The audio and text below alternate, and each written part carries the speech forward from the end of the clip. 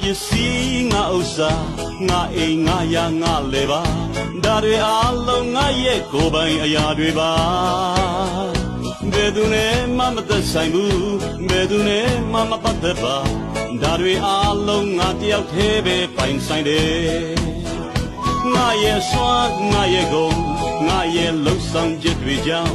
ဒါတွေအလုံးတိုးလို့သာငါပိုင်ဆိုင်ကြီးလူတွေအလုံးရှိမှလေငါလေးဝင်ကြွားခဲ့ရတယ်ဒါတွေအလုံးငါတယောက်တည်းပဲပိုင်ဆိုင်တယ်